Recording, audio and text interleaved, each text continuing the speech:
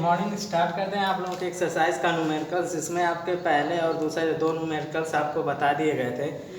अपने नोटबुक से आप एक्सरसाइज के जो न्यूमेरिकल्स हैं वो क्वेश्चन आप देख लेंगे। यहाँ पे सीधे आपको सोल्यूशन बता रहा हूँ, क्योंकि अगर मैं इस पर क्वेश्चन लिखने लगूँगा तो ज़्यादा समय लगेगा इसमें आपका। तीसरा क्वेश्चन आपका था न्यूमेरिकल्स का, एक्सरसाइज का, कि अब्दुल गाड़ी से स्कूल जाने के क्रम में औसत चाल 20 किलोमीटर प्रति घंटा पाता है। तो इसे हम लिख लेते हैं, अब्दुल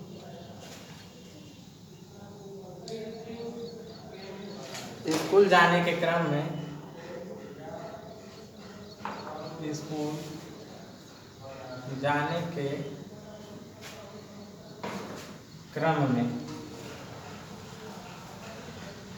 औसत चाल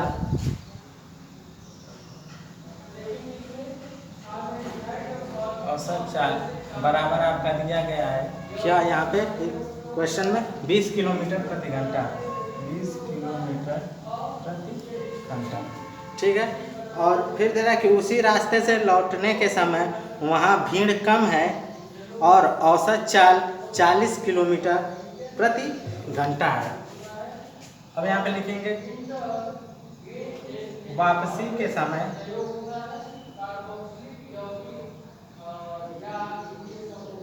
भीड़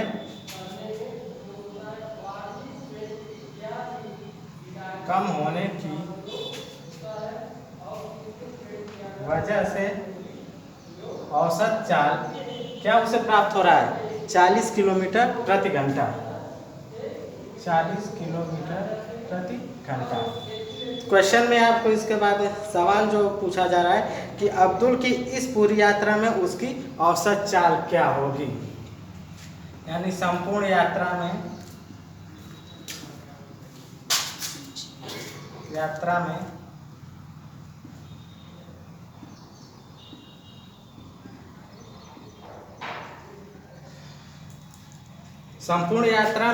अब्दुल की औसत चाल की हमें गणना करनी है। ये क्वेश्चन आपका दिया गया। अब यहाँ पे हम क्या इसका हल करते हैं, सॉल्यूशन देखते हैं। ठीक है, बिल्कुल सिंपल क्वेश्चन है, आपको बस थोड़ा सा सेटल होके सोचने की ज़रूरत है। क्वेश्चन में अब्दुल की जो औसत चाल दी गई है वो क्या 20 किलोमीटर प्रति घंटा दी गई है यहाँ पे। तो मान लेते हैं क्या कि सपोज दैट यहाँ से उसका होम है ए पॉइंट से, और यहाँ से ये चलना स्टार्ट करता है ये बी पॉइंट, ये उसका स्कूल है, यहाँ पे स्कूल है, और ये इसका क्या है जहाँ से वो स्टार्ट करता है। यहाँ से यहाँ तक की दूरी को तय करने में वो जो औसत चाल पा रहा वो 20 किलोमीटर प्रति घंटा का पा रहा। तो ए से बी पॉइंट के बीच की दूरी हम अगर x मान लेते हैं यहाँ पे, ठीक है, तो सॉल्यूशन में लिख लेंगे, माना संपूर्ण दूरी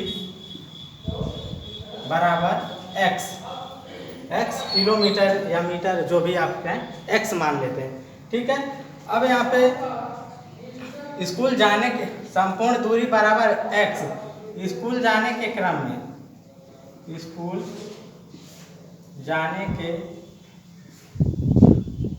में औसत चाल आपका दिया गया है कितना, 20 किलोमीटर प्रति घंटा। ठीक है, ये 20 किलोमीटर प्रति घंटा आपका दिया गया है। अब बात आता है क्या कि जब हम इसकी गणना करेंगे, ये किलोमीटर प्रति घंटा में दिया गया है, ऐसे हम मीटर प्रति सेकंड में कन्वर्ट कर लेते हैं। ठीक है, या तो इसे अभी यही रहने दे। दूसरा, अगर x किलोमीटर की दूरी अगर अब ए पॉइंट से स्टार्ट के बी पॉइंट तक जा रहा है, तय कर रहा है, तो इस दौरान उसके द्वारा कोई समय लिया जा रहा होगा। तो यहाँ पे लिख लेंगे x, या लिख लेंगे कि ए से बी तक, यानी स्कूल जाने के क्रम में उसका मतलब कहीं से जाना स्टार्ट कर रहा है, तो स्कूल तक पहुँचने में उसके द्वारा जो समय लिया जा रहा है, लिया गया समय बराबर हम मान लेते हैं क्या टी मान लेते हैं यहाँ पे। क्लियर है ये आपका। अब औसत चाल, पहले कंडीशन के अकॉर्डिंग स्कूल जाने के क्रम में औसत चाल बराबर आपका फार्मूला क्या होता है। औसत चाल बराबर आपका होता है क्या, तय की गई संपूर्ण दूरी बटे लिया गया कुल समय। तय की गई संपूर्ण दूरी बटे लिया गया कुल समय, ये हो जाएगा आपका।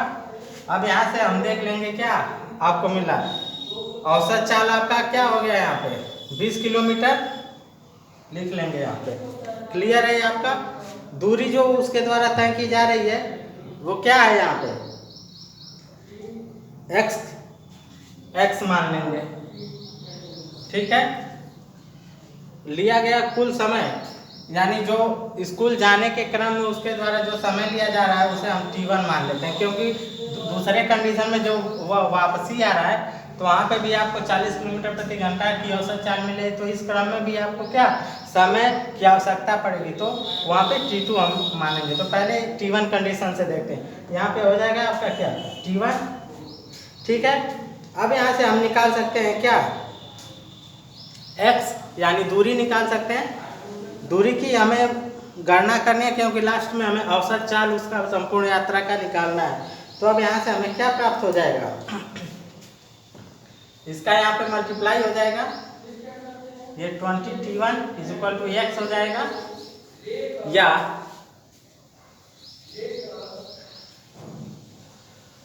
क्लियर है ये। अब इसे हम आगे डिराइव करेंगे, सॉल्व करेंगे, तो इसमें आपको क्या प्राप्त हो जाएगा एक बार देखिए, समझिए इसे।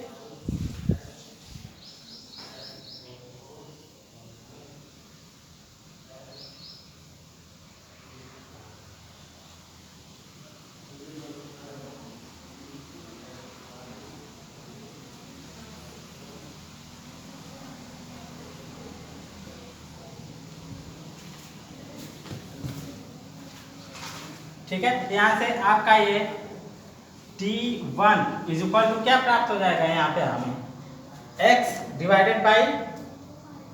20 और इसका मात्रक क्या लिखेंगे, यहाँ पे आपका 20 किलोमीटर घंटा दिया गया है, तो t1 = x / 20h यानी आवर्स। ये क्या हम पहला कंडीशन मान लेते हैं, समीकरण 1 इसे मान लेते हैं। ठीक है, ये क्लियर है। अब इसके ठीक दूसरा जो आपका कंडीशन है यहाँ पे वापसी के समय में, अब उसको कैलकुलेट करेंगे यहाँ पे।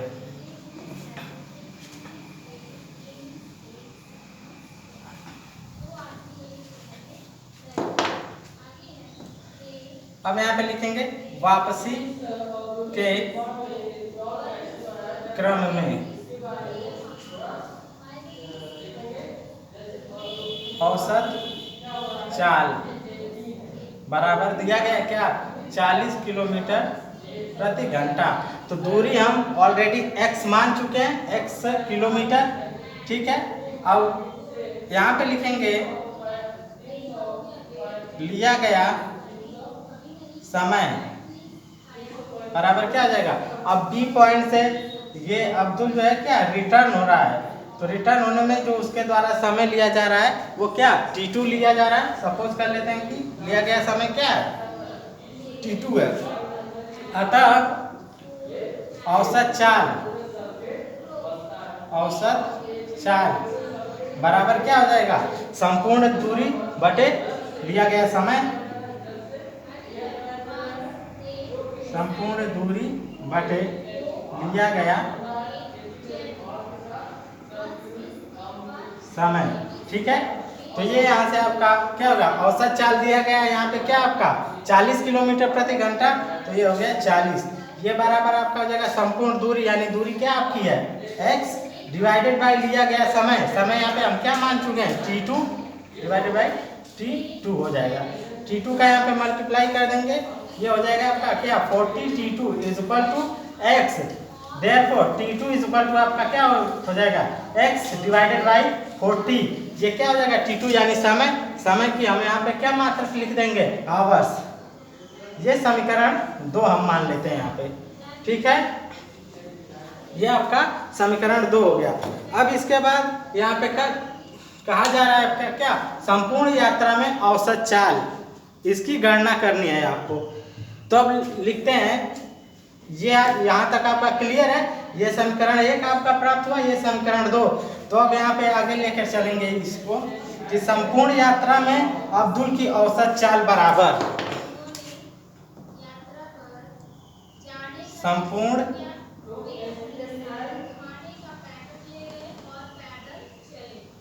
यात्रा में औसत चाल बराबर क्या हो जाएगा आपका, कुल तय की गई दूरी, कुल तय की गई दूरी डिवाइडेड बाई लिया गया कुल समय, ये आपका हो जाएगा। तो इसलिए औसत चाल बराबर क्या हो जाएगा, तय की गई कुल दूरी। तो कुल दूरी तय कितना कर रहा है आप, पहला कंडीशन पॉइंट ए से पॉइंट बी यानी अपने गंतव्य स्थान से वो स्कूल तक जाता है तो x किलोमीटर की दूरी तय करता है। दूसरा कंडीशन फिर स्कूल से वापस आता है अपने इनिशियल पॉइंट पे, प्रारंभिक स्थान पे, तो उस कंडीशन में भी वो क्या x दूरी तय कर रहा है। तो दूरी कितनी तय कर रहा है, x प्लस एक्स, लिख लेंगे यहाँ पे x plus x divided by समय कितना लग रहा है उसे, t2 यहाँ पे निकाला गया है, x डिवाइडेड बाई 40 कर लेंगे, x डिवाइडेड बाई 40 प्लस यहाँ पे x डिवाइडेड बाई 20। क्लियर है ये आपका। अब इस समीकरण को हम यहाँ पे क्या करेंगे, सॉल्व कर लेंगे। इस समीकरण को यहाँ पे हम सॉल्व करेंगे। सॉल्व करने के बाद ये हमें क्या प्राप्त होगा, x plus x is equal to 2x divided by, ये आपका हो जाएगा 40 और 20। 40 और 20 का आपका एलसीएम कितना हो जाएगा, निकाल लीजिए यहाँ पे एलसीएम रफ कार्य के लिए। ये आपका 10 से कटेगा, ये 4 ये 2, ठीक है, ये 2 से डिवाइड होगा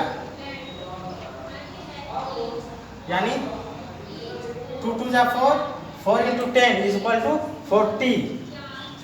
तो इसका आपका टोटल एलसीएम हो जाएगा क्या 40, ठीक है। अब 40 होने के बाद आप यहाँ पे 40 में डिवाइड करेंगे 1 का x के साथ मल्टीप्लाई होगा यानी x प्लस 20 का डिवाइड करेंगे 40 में, तो ये आपका क्या आ जाएगा 2 और 2 into x is equal to 2x।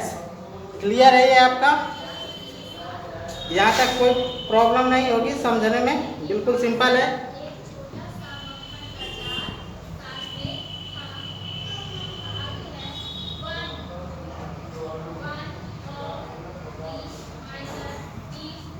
ठीक है, अब इसे हम हल करते हैं आगे।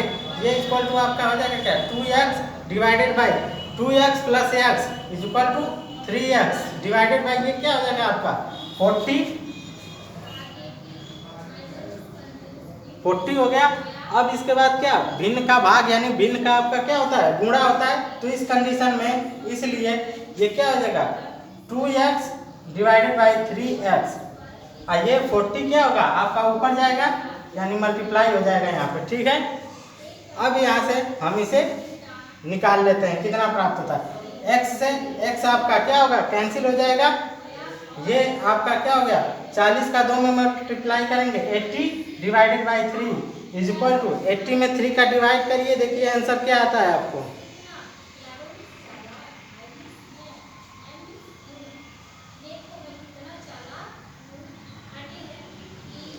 80 में अगर आप 3 का डिवाइड करेंगे तो 3 दूना 6, रिमाइंडर यहाँ से आपका 2 20, फिर ये आपका 3 6 का 18, फिर 2 यानी 26.66 ये क्या होगा आपका औसत चाल यानी किलोमीटर प्रति घंटा। ये आपका क्या यहाँ से प्राप्त हो जाएगा औसत चाल, और ये किसमें आंसर जो आपको प्राप्त होगा ये किसमें आएगा अप्रॉक्स में आएगा, लगभग में आएगा, क्योंकि यहाँ पे ये जो भाग होगी वो पूरी तरह से डिवाइड नहीं हो पा रही है। तो ये आपका क्या हो जाएगा आंसर, ठीक है। क्लियर है ये क्वेश्चन आपका?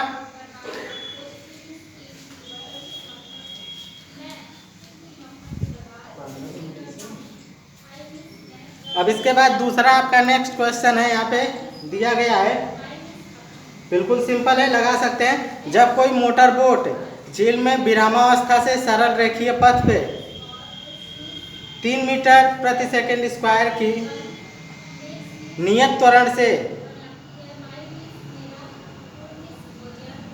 8 सेकंड तक चलती है, तो यहाँ पे आपका दिया गया है क्या चीज, इनिशियल वेलोसिटी यानी प्रारंभिक वेग u का मान दिया गया है। कोई मोटर बाइक झील में विरामावस्था से अगर कोई भी वस्तु चलना प्रारंभ करेगी तो उसका क्या प्रारंभिक वेग u = 0, तो u का मान दिया गया है 0 आपका।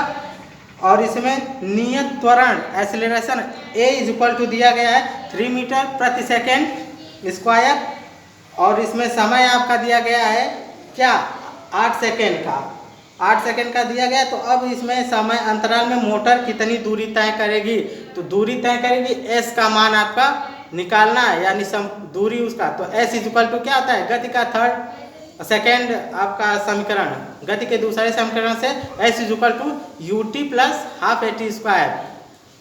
इस पे आप रखेंगे s = u का आपका इनिशियल वेलोसिटी यानी प्रारंभिक वेग 0, और t आपका दिया गया 8 + ½ at, a दिया गया है 3, और t यानी समय 8 का वर्ग। ये इक्वेशन सॉल्व करेंगे आपको आंसर प्राप्त हो जाएगा। दूसरा क्वेश्चन दिया गया है आपका, किसी गाड़ी का चालक 52 किलोमीटर प्रति घंटे की गति से चल रहा है, कार में ब्रेक लगाता है तथा कार का विपरीत दिशा में एक समान दर से त्वरित होता है। तो ये भी क्वेश्चन आपका बिल्कुल सिंपल है। इसका आपका u का मान दिया गया 52 किलोमीटर प्रति घंटा, और ब्रेक लगाने के बाद जब ब्रेक लगता है तो वेग में क्या होता है, या उसकी चाल में कमी आती है, मंदन होता है, डीएक्सेलरेशन। तो कार 5 सेकंड बाद वो रुक जाती है। दूसरा चालक, ये भी बहुत क्वेश्चन सिंपल है आपका, ये कल आपको बता दिया जाएगा। ये क्वेश्चन समझिए, और इसके बाद वाला जो चौथा आपके न्यूमेरिकल्स का दिया गया है वो आप सॉल्व करिए। इसके बाद 5वां क्वेश्चन आपको कल बता दिया जाएगा।